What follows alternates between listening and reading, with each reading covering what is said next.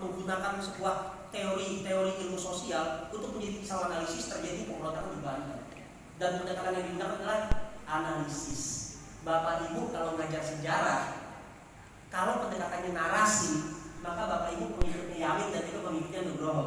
Tapi kalau Bapak Ibu dalam belajar sejarah, mengajarkan sejarah, banyak menggunakan analisis, apalagi teori ilmu sosial, Bapak Ibu adalah pengikutnya Sujatmoko, adalah pengikutnya Sartono. Tergantung pengikut yang mana. Atau kita blended, kita kaitkan keduanya, tergantung materi, tergantung konteks. Nah, silakan dilihat Bapak Ibu sekalian. Lanjut ya. Nah, ini pendekatan multidimensional. Ada pertanyaan dari Pak Yasman atau Pak Sarif ya, dia pernah bilang, Mas, masukin dong PDRI dalam kurikulum. Itu sudah orang ke-1000 itu yang request. Orang Papua Pak, itu kita masukin juga Pak dalam kurikulum Pak. Betul gitu. Minta. Jadi semua daerah itu ingin masuk dalam kurikulum, ingin masuk dalam buku teks.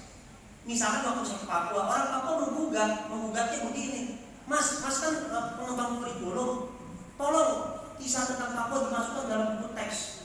Masa hanya ditulis 1-2 baris, kami ingin lebih. Kami nggak mau belajar sejarah, kami nggak mau belajar buku teks, karena buku teks pendekatannya adalah Jawa sentris. Nah, kami ingin agar narasi Papua dibangun secara proporsional. Dan banyak berbagai kepentingan Pak. Maritim punya kepentingan masuk dalam kurikulum. Sekarang dunia vokasi masuk. Kurikulum kita terbatas. Nah, bayangkan beban yang harus ditanggung kalau sekolah mau masuk dalam kurikulum dalam tata pelajaran itu sakit. Termasuk jalur rempah yang terakhir kita gagas di jalur rempah. Yang kedua, kurikulum itu terikat oleh ideologi pemerintah. Ini yang menjadi masalah. Sehingga kalau ada pertanyaan mengenai PDRI, mengenai perang Kamang, kalau di Sumatera Barat perang Kamang kan, nah itu kita agak repot. Kenapa repot? Karena dalam kurikulum pendidikan sejarah yang digunakan itu official history, sejarah resmi versi pemerintah yang secara metodologi sudah selesai, yang secara data dan fakta sudah nggak ada perdebatan. Makanya riskan ketika memasukkan sejarah lokal dalam kurikulum nasional, karena banyak sumber-sumber yang secara metodologi itu juga masih meragukan, ditambah keterbatasan dalam kurikulum tadi. Nah, polemik kepentingan dalam kurikulum itu melahirkan sebuah formulasi yang saya gagas, sehingga saya mengatakan begini, wah kalau itu nggak bisa semuanya masuk nih dalam kurikulum, PDRI nggak bisa masuk, nanti daerah lain juga minta, ini juga nggak bisa, nanti orang juga minta, sehingga saya menggunakan pendekatan jalan tengah.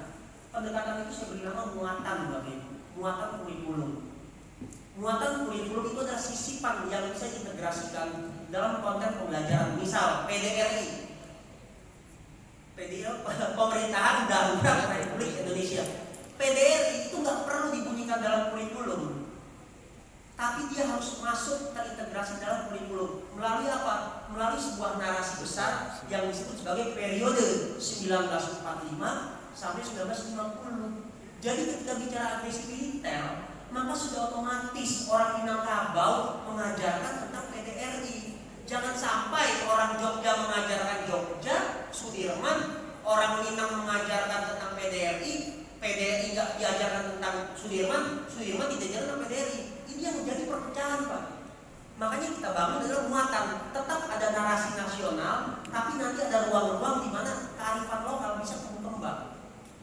Misal, contohnya lagi, akan menjadi repot kalau buku sejarah kita itu didominasi oleh orang Papua. Akan menjadi repot ketika buku sejarah kita menggugat Soekarno-Hatta. Faktanya memang Soekarno-Hatta tokoh penting. Sejarah kita banyak terjadi di Jawa karena tulisan-tulisan banyak muncul dari Barat. Nah, jadi memang itu sebuah keniscayaan. Yang menjadi masalah adalah